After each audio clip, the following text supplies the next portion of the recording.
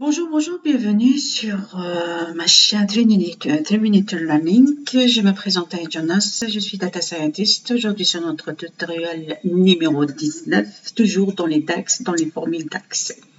On va faire un petit rappel sur le tutoriel précédent. Nous avons vu comment on a créé une mesure marge avec la fonction somme. À cet effet, on a gardé la même table vente, mais avec des champs tels que sell amount, avec la marge.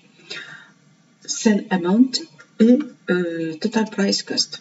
J'ai oublié de mettre le champ total price cost. Par contre, ici, la formule qu'on a utilisée, la mesure avec marge, avec la formule suivante, marge est égale à la somme total amount moins la somme votre total price cost. Ça, c'est pour connaître la marge. Aujourd'hui, dans ce tutoriel, nous allons voir comment créer la marge avec le pourcentage. En pourcentage, bien sûr, la formule pourcentage, c'est qu'on utilise déjà la marge qu'on a utilisée avant, déjà la mesure qu'on a utilisée, divisée sur la somme vente sell amount. C'est comme pour voir le pourcentage de vente ou le pourcentage de bénéfice. Là maintenant, on va voir le pourcentage de marge, le bénéfice. Avant qu'on va y aller à la pratique, juste je vais vous faire un petit rappel concernant la création comment on calcule des mesures. On va faire toujours des rappels. On est toujours sur la vue des données, on n'est pas toujours sur la vue des rapports parce qu'on aura besoin de ces mesures. Les commandes calculées, on permet de compléter une ligne de données. Par exemple, le numéro de département, on calcule à partir du code postal. Tout ça, on le verra dans les prochains tutoriels. Les mesures effectuant les calculs d'agrégation comme la somme, la moyenne, le code de valeur, le count, c'est-à-dire des calculs englobant l'ensemble des lignes de données. Lorsque vous avez défini la fonction résumée d'un champ, la donnée va se comporter comme une mesure, c'est-à-dire comme on a expliqué qu'une mesure elle porte c'est le résumé d'une colonne ou l'agrégation des données, l'agrégation de la colonne. Elle porte une valeur unique. C'est ça ce qu'on appelle l'agrégation. Les données de type mesure créées spécifiquement, bien sûr, sont précédées par une calculatrice. À chaque fois qu'on voit une mesure, elle est précédée par une calculatrice. Pour créer des formules, le langage utilisé dans le DAX, Data Analysis and Expression, qui rassemble le langage utilisé dans nos formules Excel en anglais. Ça se ressemble un peu aux formules des gens qui ont utilisé, qui ont vraiment un niveau avancé dans l'Excel. On utilise souvent des fonctions ça se ressemble vraiment à DAX. C'est que juste le Power BI utilise ces formules. Donc, sans tarder, on va y aller en pratique. On va créer une marge avec pourcentage. On a une mesure avec pourcentage, pardon. Avant, on est toujours sur la table vente. Toujours, on est sur la table vente. On est toujours sur la ligne de données. On va créer une nouvelle mesure. Les mesures rapides, je vous déconseille de ne pas le faire parce que vraiment, c'est préférable, c'est que quelqu'un qui veut améliorer et qui va avoir plus de compétences, je vous conseille d'utiliser des nouvelles mesures et à vous de chercher des fonctions adultes, quoi.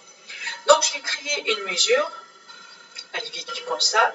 Cette fois-ci, je vais dire mesure pourcentage. Entre parenthèses. Pourcentage.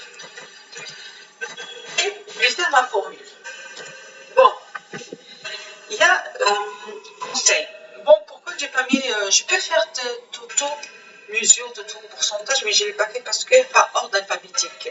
Donc, comme vous avez remarqué, dans les champs, dans les tableaux, ils s'utilisent dans l'ordre alphabétique pour que ce soit des mesures à part et les dimensions à part et les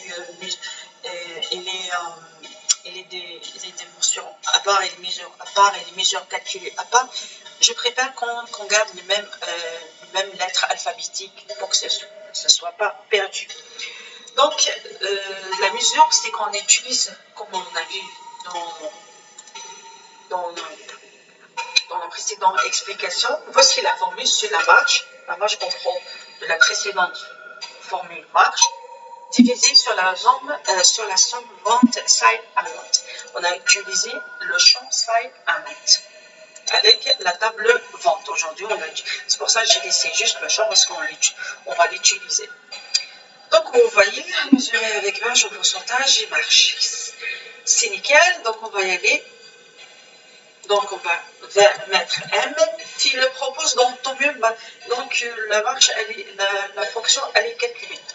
Elle est bien calculée sur, bien sûr, somme, la somme entre parenthèses, parenthèse ouvrante, parenthèse fermante, somme, la table, bien sûr, table de référence, il va me proposer, donc ça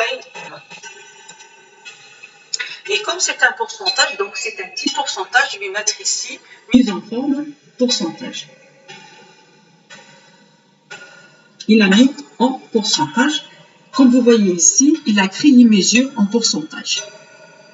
Donc, j'exécute. Et bon, c'est exécuté, tant mieux, la formule est exacte. Comme je vous ai dit que dans la vue de données, on ne peut pas visualiser, on ne peut pas voir qu'est-ce qui se passe. On voit juste, c'est des mesures calculées. Pour voir ça, pour visionner, on va y aller sur le vue de rapport.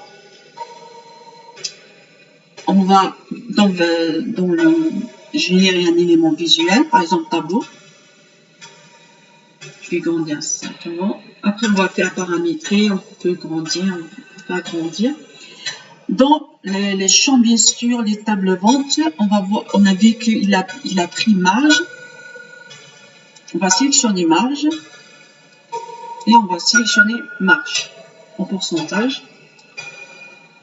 Comme vous voyez ici, il a mis la marge et la marge en pourcentage, c'est 0,41. Je vous donne, par exemple, ici, marge, si je vais changer les paramètres et tout, ça sera automatique changé dans la vue de rapport. C'est ça l'avantage. C'est-à-dire, vous n'avez pas besoin de rechanger, c'est automatiquement. Tout ce que c'est interactif. Donc, par exemple, si j'ai dit ici qu'après la virgule, j'ai envie 4 chiffres, par exemple. J'exécute 4. Il a pris en considération. Je vais aller sur le vue de rapport. Et bien, il a pris en 4. 4 chiffres, comme vous voyez. Donc, je vais grandir. Comme vous voyez, il a pris en 4 chiffres. Il a pris ici la marge et la marge en pourcentage. Ça, la mise à forme et tout, on va le voir après parce que c'est le but que le rapport, ça soit bien expliqué, bien visualisé.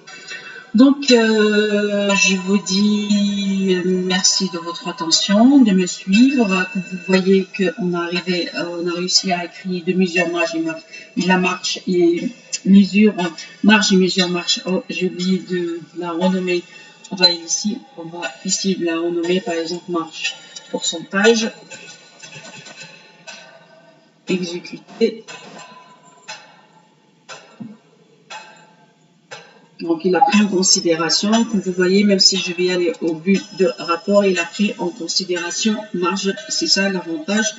Et ici, je vais changer la mise en forme, je vais mettre 2. Mais, un conseil, il faut mettre le chiffre directement, le numéro directement. Exécuter. Et si on va y aller voir dans le vue de rapport, ben on va aller voir que la marge, il a pris deux chiffres après le 0. Donc, je vous demande merci de me suivre et à très bientôt. C'est fini pour aujourd'hui. Je vous donne un autre rendez-vous tutoriel numéro 20 concernant dans la visualisation de données. Donc, tout ce que je vous demande, abonnez-vous sur ma chaîne et à très bientôt. Prenez soin de vous et ciao, ciao.